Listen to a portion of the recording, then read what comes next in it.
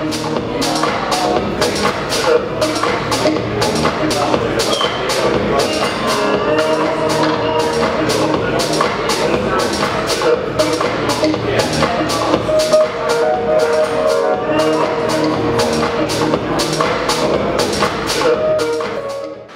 smo se večeras u prostorijama skladišta Fondacije Danilo Kiš u Subotici da na neki način obeležimo i proslavimo desetogodišnjicu projekta festivala Summer Trip u Subotici.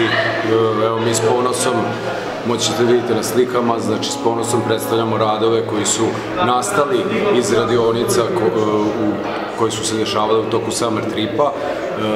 Moram da spomenem tu našeg subotičkog akademskog slikara Emila Kadirića, koji je zaslužan za održavanje tih radionica. Također ćete moći da pogledate nekoliko filmova koji predstavljaju na neki način razvojnu fazu Summer Tripa, koji je 2009. godine ušao u uži izbor između 20.000 fotografija sa raznih festivala širom Evrope, ušao u uži izbor od 10 najboljih i učestvovao u Londonu na dodeli nagrada UK Festival Awards. Takođe smo prošle godine, znači, to jest ove godine 2011. u britanskom listu Guardian proglašeni za jednu od 10 najživopisnijih festivalskih lokacija u Evropi.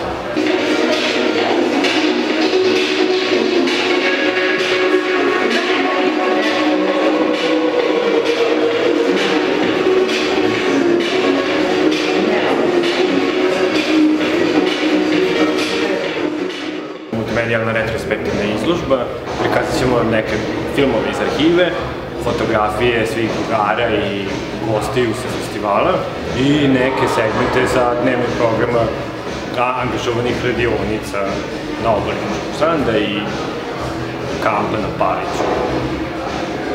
U ovoj izložbenoj prostoriji ćemo predstaviti radove likovne radionice.